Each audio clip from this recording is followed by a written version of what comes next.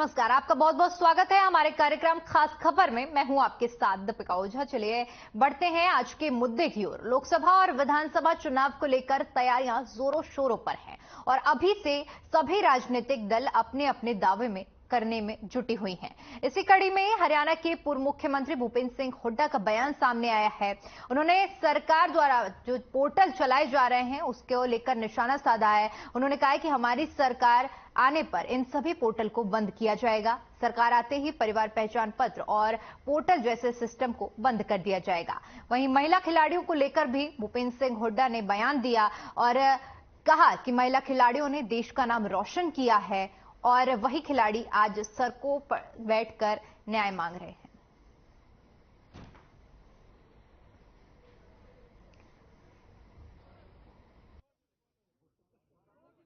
एक तो मैं कह रहा हूँ गिरदावरी कब होगी, फसल तो कट ली। इसका मतलब ये है कि सरकार की मुआवजा देने की मंशा नहीं है। ये इनकी तो सोच ही बदली हुई है। इनकी तो सोच ही कह रहे मुआवजे को भी फसल मान रहे हैं किसान की। किसान परेशान है। इसी वास्ते हमने कहा भाई एक तो नंबर एक जितनी कटौती हो सरकार वहन करे, उसका कोई मतलब नहीं। चाहे सेलों में ऑनलाइन मेरा फसल मेरा ब्यौरा, सिवाय किसान को दिक्कत देने की कोई नहीं। उतना ही कीमत होती है, उतना ही अनाज पैदा होता है, उतनी ही मंडी है, उतने ही आड़ती है, उतने ही किसान है। फिर कैसे रूट लिफ्टिंग हो जाती थी भाई? कैसे किसान को पूरा एमएसपी मिलता था? आज सरसों का जो है एमएसपी 5450 और किसान मजबूर हो रहा है 4500 बेचने में, 4200 1,500 रुपए तक कम बेचने में। कभी पोर्टल नहीं चलता, कभी खरीद बंद कर देते हैं, कभी करते हैं पोर्टल। पूर्व मुख्यमंत्री भूपेंद्र सिंह हुड्डा ने प्रदेश सरकार पर निशाना साधा है। उन्होंने पोर्टल को आड़े हाथों लेते हुए कहा कि हमारी सरकार बनते ही पोर्टल को बंद कर दिया जाएगा। साथ ही साथ परिवार पहचान पत्र और पोर्टल जैसे सिस्टमों को बंद करने की उन्होंने बात कही है। तमाम तरह के मुद्दों पर अपनी प्रतिक्रिया रखते हुए उन्होंने निशाना साधा है। साथ ही साथ दिल्ली के जंतर मंतर में हो रहे पहलवानों के प्रदर्शन को लेकर भी उन्होंने कहा। कांग्रेस की अगर बात की जाए तो कांग्रेस की ओर से हाथ जोड़ो यात्रा, पहले भारत जोड़ो यात्रा निकाली गई, इसके बाद हाथ से हाथ जोड़ो यात्रा के जरिए जनता तक पहुंचने की पूरी कवायद जारी है। अगर बात इनेलो की करें तो इनेलो की तरफ से भी परिवर्तन यात्रा निकाली जा रही है, जिसके तहत लोगों तक पहुंचकर अपनी बात रखी जा रही है। और इसी कड़ी में पूर्व मुख्यमंत्री का यह बयान सामने आया है, जिसमें उन्होंने पोर्टल को लेकर कहा है कि हमारी सरकार बनते ही पोर्टल को बंद कर दिया जाएगा। जहां एक तरफ पोर्टल से सरकार का दावा है कि किसानों को आसानी हो रही है, तो वहीं दूसरी तरफ विपक्ष की तरफ से बयान सामने आना कि पोर्टल को बंद कर दिया जाएगा, इसके भी कई सियासी मायने हैं।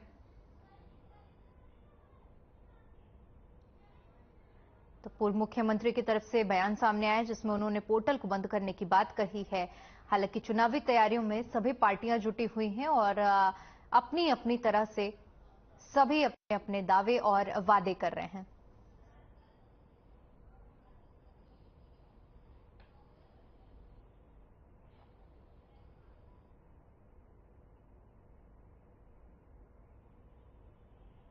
वहीं इस मुद्दे पर चर्चा करने के लिए हमारे साथ मेहमानों का खास पैनल जुड़ा हुआ है, जिनसे मैं आपका परिचय करवा देती हूं। कांग्रेस प्रवक्ता बजरंग दास गर्ग जी हमारे साथ जुड़े हुए हैं और इनेलो प्रवक्ता ओंकार सिंह जी हमारे साथ जुड़े हुए हैं। आप दोनों का बहुत बहुत स्वागत है हमारे साथ चर्चा में जुड़ने के लिए। बजरंग दास जी, सबसे पहले आपके पास आना चाहूंगी। सरकार की तरफ से जो पोर्टल बनाए गए हैं उसमें सुविधा दी जा रही है ताकि ऑनलाइन सारी चीजें हो और किसी भी तरह की दिक्कतें ना आए आम जनता को। ऐसे में पोर्टल बंद करने की बात लगातार क्यों कही जा रही है आपकी तरफ से? दीपिका जी, ये सरकार पोर्टल खेल रही है। पोर्टल इनका काम करते नहीं और किसान अपनी फसल बेचने के लिए मंडियों में धक्के खा रहे हैं। ना फसल का समय पे खरीद हो रही है, ना उसका उठान हो रहा है, ना 72 घंटे में उसका भुगतान हो रहा है। और मुख्यमंत्री जी बार बार ये घोषणा कर रहे हैं 24 घंटे में खरीद, 48 घंटे में फसल का उठान और 72 घंटे में हम भुगतान कर रहे हैं। यानी कि 20 दिन बीतने के बावजूद भी आज तक अनाज का उठान नहीं हो रहा। दीपिका आपके सामने है, मंडियां गेहूं से भरी हुई है, गेहूं सड़कों पर मंडियों के बाहर पड़ी है। यहां तक कि आपने देखा होगा, इतना शर्म की बात बतानी पड़ती है, कहना पड़ रहा है, इस सरकार के अंदर मतलब जगह ना होने के कारण किसान की गेहूं संसान भूमियों में डाली गई है। रोहतक जिले के अंदर मैं आपको फोटो दिखा देता हूं, मतलब सरकारी खरीद एजेंसियों ने किसान ने गेहूं संसान भूमि में रखवाई। इतना बुरा हाल, जहां तक मुख्यमंत्री तुक्के ढोल पीट रहे हैं, हम 72 घंटे में भुगतान कर रहे हैं। अरे किसका 72 घंटे में भुगतान कर दिया? आपका उठान हुआ नहीं। सरकारी कानून के तहत जब तक फसल का उठान नहीं होगा, उठान होकर सरकारी गोदाम में नहीं लगेगी, तब तक भुगतान नहीं करेंगे। ये इनकी इन्होंने पॉलिसी बनाई हुई है, जबकि सरकार को पॉलिसी में चेंज करना चाहिए। जब इनका डबल एल फार्म कटने के बाद जब परचेज हो जाती है, तुरंत प्रभाव से किसान को फसल का भुगतान होना चाहिए। उठान की जुम्मेवारी सरकार की है, सरकारी खरीद एजेंसियों की है, या जो ठेकेदार उनकी है। उसका लिहाजा सरकार को किसानों को भुगतना पड़े। साथ साथ मैं दीपिका एक बात और कहना चाहता हूं, जब उठान लेट होता है, लेट होने के कारण वो थोड़ा गेहूं सूख जाता है। जब गेहूं सूख जाता है, किलो 2 किलो क्विंटल के ऊपर, उसकी जो घटती आती है, घटती का पैसा सरकार आड़तियों से लेती है, उसका जो कमीशन उसमें काट लेती है। सरकार को घटती का पैसा आड़ती को नहीं काटना चाहिए। जो घटती आए वो जुम्मेवारी बनती है ठेकेदार की या सरकारी खरीद एजेंसी जो सरकारी अधिकारी है, उन्होंने लेट किया, उनकी बनती है। घटती का जो भी पैसा है उनसे वसूल करना चाहिए, ठेकेदार से, या जो सरकारी अधिकारियों ने लेट किया उनसे वसूलना चाहिए। साथ साथ इन्होंने एक सिस्टम और बनाया, परिवार पिछान पत्थर। ये परिवार पिछान पत्थर नहीं दीपिका जी, ठीक है, ये वो है परेशान पत्थर है। ठीक है बजरंग जी, लौटूंगी आपके पास। हमारे साथ डॉक्टर रमन मलिक जी भी फोन लाइन पर जुड़ गए हैं, बीजेपी प्रवक्ता हैं। आपका बहुत बहुत स्वागत है। रमन जी, आपसे जानना चाहूंगी, जिस तरह से आपने बयान सुना होगा, कहा गया है कि अगर हमारी सरकार बनती है तो पोर्टल बंद कर दिए जाएंगे, इस बयान को किस तरह से देखते हैं आप? ना नॉर्मल तेल होगा, ना राधा नाचेगी। भूपेंद्र सिंह हुड्डा जी वृद्ध हैं, हमारे सीनियर हैं सबके, और वो बोलते हैं ना कि साठे का होके आदमी थोड़ा सा इधर उधर की बात कर जाता है, उनका बुरा नहीं मानना चाहिए। तो ये सरकार तो आती कौन है, इनकी नी ढोल पीटते रहेंगे और कर्म करावन कुछ नहीं आता इन्हें। 2-2 रुपए के चेक देने वाले आज आके हमारे को ज्ञान बांट रहे हैं। जिन्होंने पूरे 10 साल के अंदर 60,000 नौकरियां दी थी, वो आके हमारे को नौकरियों के लिए बोलते हैं। जिन्होंने कभी सरसों उठाई ना, जिन्होंने कभी सूरजमुखी उठाई ना पूरे राज्य में, वो हमारे को आके बोलते हैं कि उठान नहीं हुआ। अरे साहब, ऐसा है, इनका एक ही औचित्य है, इनका एक ही धैर्य है, इनका एक ही ध्येय है कि जी बस चीखते चिल्लाते रहो। ये जैसे वो कुछ रुदालियां मिलती है ना कहीं मौत पे आके रोने वाली, वैसे ये है राजनीति में। इनका कुछ लेना देना नहीं है, ना प्रदेश के साथ कुछ लेना देना है, ना ही इंसानियत के साथ कुछ लेना देना है। मैं इनको ये पूछना चाहूंगा कि जब 2 रुपए के चेक दिए थे, तब कौन सा जमीर था, कहाँ मरा था, कैसे कहाँ पड़ा हुआ था? जब सरसों उठान नहीं होती थी तब कहाँ हुआ था? जैसे इस बारी जो लस्टर लॉस है, उसके लिए हमने सारी जिम्मेवारी काम करे, सब कुछ करा, आपने क्यों नहीं करा? हम 34 फसलों के करीब एमएसपी देते हैं, कुछ तो मिलती है लोगों को। तुम्हारे टाइम तो 2 भी नहीं मिलती थी। पंजाब में भी 2 भी मुश्किल से वही मिलती थी जो केंद्र उठाता था। भावांतर भरपाई योजना वो किसने लाई? हमने लाई।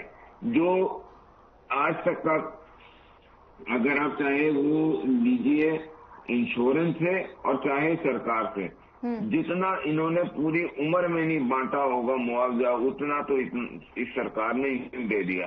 तो मैं तो आज ही पूछना चाहता हूं इनसे कि कितना झूठ बोलोगे? घर जाके शक्ल देख के कई बार पहचानते हो कि कौन हो? ठीक है, ओंकार सिंह जी, आपके पास आना चाहूंगी। सबसे पहले अगर बात इसी बयान पर करें पोर्टल को लेकर, तो आपके तरफ से क्या कुछ, आप इस बयान को किस तरह से देखते हैं? दीपिका जी, पहले तो आपका धन्यवाद। आपने पोर्टल की सपोर्ट है जी। और मेरा दोनों प्रवक्ता साथियों से निवेदन है कि बात पोर्टल की हो रही है तो पोर्टल पर ही रहे। देखिए, आप चले गए पेमेंट के ऊपर, इसके ऊपर, ये गलत बात है। बात पोर्टल की है। आज पोर्टल से जनता परेशान है। सरकार ने पोर्टल, एक बार तो आवाज डबल आ रही है, मेरे को जरा ठीक करो। जी, मैं ठीक करवाती हूँ। देखिए, जब डबल आवाज मेरी भी आ रही, डबल ध्यान रखना, मेरी भी ठीक करवाना, डबल बैक आवाज मेरी भी मारी। जी बिल्कुल बजरंग जी, मैं दोनों की आवाज आप दोनों की ठीक करवाती हूँ। सरकार ने पोर्टल बनाया जनता को सुविधा देने के लिए, जनता को परेशान करने के लिए नहीं बनाया ना। जनता को सुविधा देने के लिए पोर्टल बनाया, ट्रांसपेरेंसी के लिए पोर्टल बनाया और भ्रष्टाचार खत्म करने के लिए पोर्टल बनाया। ये ऑब्जेक्ट अच्छे हैं, इसमें कोई दो राय नहीं कि अच्छे ऑब्जेक्ट है, लेकिन ये ऑब्जेक्ट सारे फेल हो गए। सरकार ने सुविधा के लिए बनाया, जनता बोलिए सरकार ने ट्रांसपेरेंसी के लिए बनाया, ट्रांसपेरेंसी टोटल खत्म होगी। पोर्टल में जब भी कोई समस्या अपलोड की जाती है, उसको कौन हैंडल करता है, कौन उसको रिजेक्ट करता है, कौन सिलेक्ट करता है, किसी को कुछ नहीं पता। ट्रांसपेरेंसी खत्म। तीसरा, भ्रष्टाचार। पोर्टल की वजह से भ्रष्टाचार कई गुना बढ़ गया है। व्यक्ति ने अपना काम करवाना है, पोर्टल वाले ही रिश्वत लेते हैं। अब देखिए, पोर्टल बनाइए आप, हम कोई मना नहीं करते पोर्टल को, टेक्नोलॉजी के साथ चलना चाहिए व्यक्ति को, लेकिन पोर्टल के लिए क्या चीज जरूरी है? पोर्टल के लिए 3 चीजें बहुत जरूरी है। पहली चीज, पोर्टल के लिए नेट की उचित व्यवस्था होनी चाहिए। जहां की आप तुलना कर रहे हो, जर्मनी जापान की 8 GB क्रॉस कर गए हो 9G पे पहुंचने, और यहाँ पर 4 GB 4 GB पूरा नहीं आता। पोर्टल की स्थिति है कि तहसील में चले दो, नगर पालिका में चले दो, सीएससी सेंटर में चले दो, नेट नहीं है, पोर्टल चलता नहीं है। ये बहुत बड़ी समस्या नंबर 1।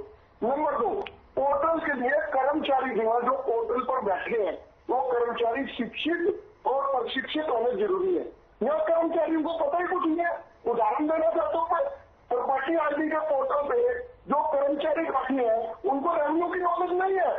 उनको यह भी पता कि एक मरले में कितने गज होते हैं, एक कनाल में कितने मरले होते हैं, वो क्या पोर्टल चलाएंगे। जिसको जिस चीज की नॉलेज ही नहीं है, उसको पोर्टल पर बिठा दिया।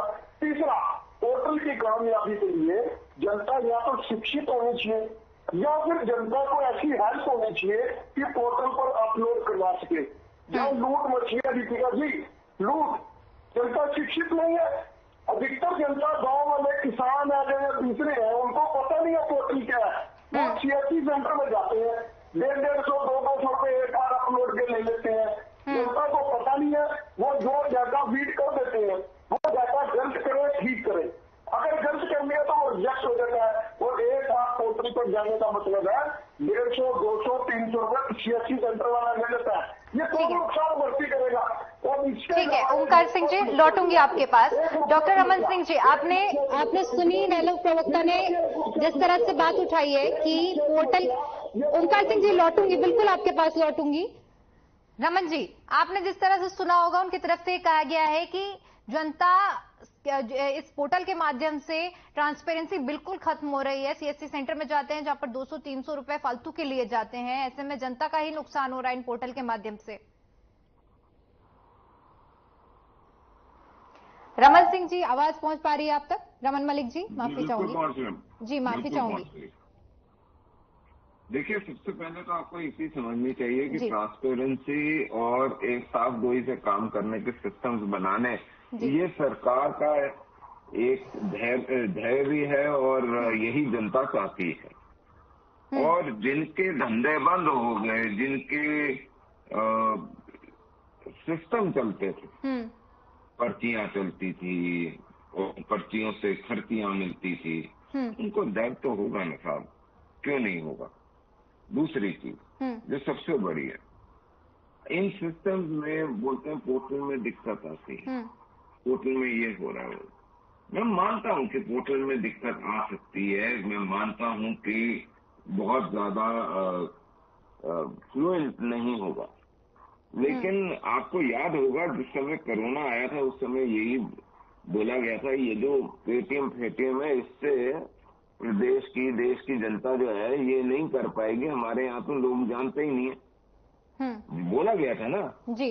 आज रेडी पे सब्जी बेचने वाला, यहाँ तक कि छोटे छोटे काम करने वाले, यहाँ तक कि चाय पीने के लिए भी आप पेटीएम से पैसे करते हो। मजदूर अपनी मजदूरी पेटीएम से ले रहा।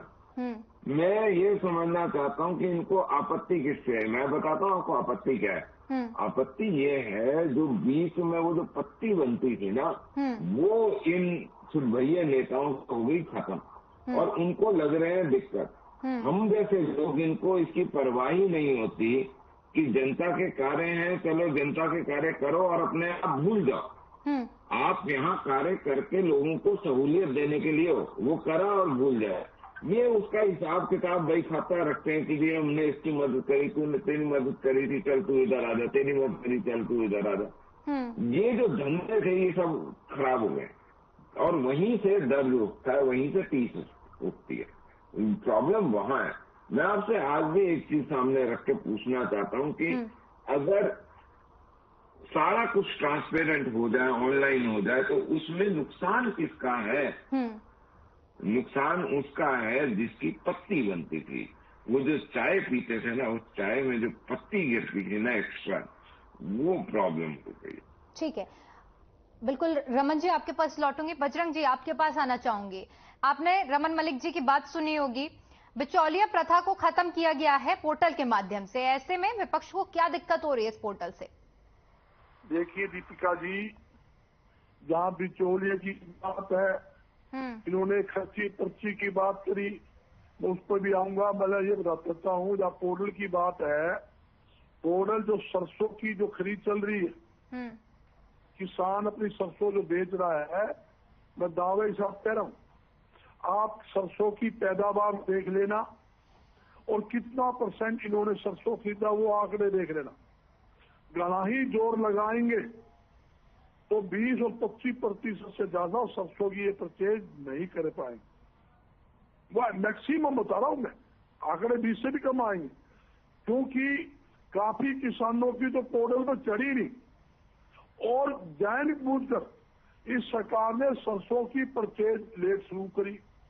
आज किसान की मजबूरी के अंदर अपनी सरसों जिसका 5450 MSP है, 4300 से लेकर 5000 रुपए तक बेचकर पौने दाम में बेचकर नुकसान उठाना पड़ा। इन्हें करते हैं खर्ची पर्ची की बिचौलियों की बात। भी खर्ची पर्ची बंद करने की आप बात करते हो, जब आपने माल पेटियों में लेना शुरू कर दिया तो खर्ची पर्ची की मेरे साथी कोई वैल्यू नहीं रही। आपके राज के अंदर जितने घोटाले हुए हैं, टेकियां भर भर के माल लिया गया, पूरा देश देखता है। भ्रष्टाचार के अंदर पूरे देश के अंदर कई नंबर आता है तो हरियाणा प्रथम नंबर आता है, सही क्राइम के अंदर आता पहला नंबर आता है, बेरोजगारी के अंदर आता है तो हरियाणा पहला नंबर आता है। आप कहते हो हमने खर्ची पर्ची बंद कर दी, और मैं दिव्या जी आपके चैनल के ऊपर दावे साथ कहता हूँ, कोई भी आदमी में से डिबेट कर ले, बहस कर ले कि मुख्यमंत्री ये बैठ जाए, हरियाणा में एक भी ऐसा सरकारी महकमा बता दे जहां बगैर निष्पक्ष काम होता हो, ये करते हैं हमने खर्ची पर्ची बंद कर दी। और मैं आंकड़े देता हूँ, सरकारी विभाग के अंदर मार्केटिंग बोर्ड जहाँ अनाज परचेज हो रहा है, पर बोरी के हिसाब से मार्केटिंग बोर्ड के अधिकारी पैसे लेते हैं। बहुत बड़ा आरोप है, किस आधार पर ये आरोप लगा रहे हैं आप? मैं लिख के दे देता हूँ, एफिडेविट दे सकता हूँ। जो फूड सप्लाई के अधिकारी, एफर के अधिकारी, जो सरकारी एजेंसियां माल परचेज कर रही है, वो खुले आम वो रिश्वत लेते हैं। FCI गोदाम के अंदर जो गेहूं उतरती है उसकी दावे के साथ कहता हूँ, ठीक है। ओंकार सिंह जी आपके पास आना चाहूंगी, जिसके कारण बजरंग जी लौटूंगी आपके पास। ओंकार सिंह जी, आबकारी कालाधान विभाग, राजस्व विभाग, बजरंग जी एक एक करके बात रखने का सबको मौका मिलना चाहिए, मैंने आपको पर्याप्त समय दिया है। ओंकार सिंह जी आप अपनी बात रखिए। तहसीलों में रिश्ती नहीं होती, जी इनको चुप होने दीजिए। बिल्कुल बोलिए आप, ओंकार सिंह जी आप बोलिए। बजरंग जी एक एक करके सबको बात रखने का मौका मिलना चाहिए जी। जिनका की बात आज पोर्टल की हो रही है, हम कहते हैं आप पोर्टल बनाइए। आपने 200 के करीब पोर्टल बना दिए, लेकिन उन पोर्टल का हमारे को फायदा बताइए। जब किसी व्यक्ति को जरूरत होती है किसी सेवा की तो पोर्टल बंद हो जाते हैं। ये बहुत बड़ी व्यवस्था है। परिवार पहचान पत्र में बिजली के बिल के आधार पर जिनके पीले कार्ड काट दिए गए, आज वो ठीक कराना चाहते हैं, पोर्टल में ऐसा कोई ऑप्शन ही नहीं है। देखिए, पोर्टल एक सेंट्रलाइज व्यवस्था है। इस व्यवस्था को कंट्रोल चंडीगढ़ से किया जा रहा है और कोई भी काम जब सेंट्रलाइज हो जाता है पूरे हरियाणा की जनता चंडीगढ़ की तरफ देखती है। पोर्टल चंडीगढ़ से बंद कर दिया जाता है, जनता धक्के खा रही है। आप पोर्टल बनाइए, लेकिन पोर्टल वो बनाइए जो उचित हो, जो जनता के फायदे में हो। एक उदाहरण देखिए, इन्होंने प्रॉपर्टी आईडी को रजिस्ट्री व्यवस्था में जोड़ दिया। रजिस्टर्ड रेवेन्यू डिपार्टमेंट है जो दुष्यंत चौटाला के पास है, पोर्टल DULD का है जो कमल गुप्ता के पास है। अब दोनों मंत्रियों के अधिकार क्षेत्र, एक पोर्टल एक रजिस्ट्री, दोनों अलग अलग है, जिससे जनता 3-3, 4-4 महीने अपनी रजिस्ट्री के लिए धक्के खा रही है। ये व्यवस्था सरकार को बहुत महंगी पड़ने वाली है और हम सरकार जनता से वादा करती है एक तो परिवार पहचान पत्र रद्द करेंगे इसको, क्योंकि इसने जनता को लाइनों पर खड़ा कर दिया। प्रॉपर्टी आईडी को रद्द करेंगे क्योंकि इसने जनता को लाइनों पर खड़ा किया। आप पोर्टल बनाइए, कौन मना करे आपको पोर्टल बनाने दे? आप रमन मलिक जी, आप ओंकार सिंह जी, ठीक है। रमन मलिक जी, आखिर मैं आपसे यही सवाल जानना चाहूंगी। देखिए, विपक्ष का तो काम होता है आरोप लगाना, लेकिन मेरा भी आपसे एक सवाल ये है कि जैसे कि टेक्निकल प्रॉब्लम होती है, कई तरह से ये भी समस्याएं आती है कि नेटवर्क इश्यूज होते हैं, तो इसको सॉल्व करने के लिए क्या कुछ व्यवस्थाएं की जा रही हैं ताकि आम जनता उसको किसी तरह की परेशानी का सामना ना करना पड़े? और पोर्टल का असल में जो सरकार की मंशा है कि आम लोग बिचौलियों की प्रथा खत्म हो और आम जनता को लाभ मिले।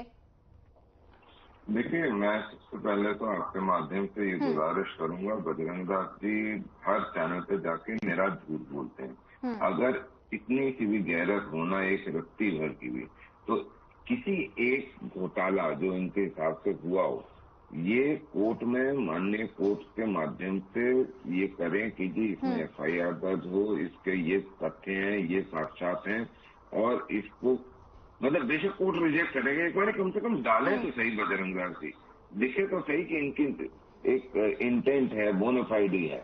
एक तो पहली वो चीज। दूसरी चीज कि जो ये आप बोल रहे हैं ना, हमारे देश के अंदर, पूरे विश्व के अंदर अगर आप देखेंगे तो टेलीफोन के नेटवर्क इतने सारे बने हुए हैं, ठीक है जी। अब टेलीफोन के नेटवर्क में भी कई बार आवाज आती है, कई बार आवाज नहीं आती। एनालॉग में भी नहीं आती। एनालॉग तो कब से बना हुआ है, तार वाला फोन तो कब से चल रहा है, उसमें भी कई बार आवाज खराब हो जाती थी। आज मोबाइल है, उसमें भी हो जाती है। तो क्या ये आप बोल सकते हैं कि जी ये बेकार है? नहीं, सारी दुनिया इस्तेमाल करती है गरीब। ठीक है, रमन जी बहुत बहुत शुक्रिया आपका। बजरंग जी और ओंकार सिंह जी, आपका भी बहुत बहुत शुक्रिया हमारे साथ चर्चा में जुड़ने के लिए और अपना कीमती समय देने के लिए। तो जिस तरह से अब चुनाव नजदीक है, ऐसे में सियासी बयानबाजियों का दौर भी लगातार जारी है। जहां एक तरफ से विपक्ष लगातार निशाना साध रहा है, तो वहीं नेता प्रतिपक्ष और पूर्व सीएम का भी बयान सामने आया है पोर्टल को लेकर, जिस पर आज हमने चर्चा की है। चलिए, फिलहाल के लिए इस खास कार्यक्रम में इतना ही। मुझे दीजिए इजाजत। नमस्कार।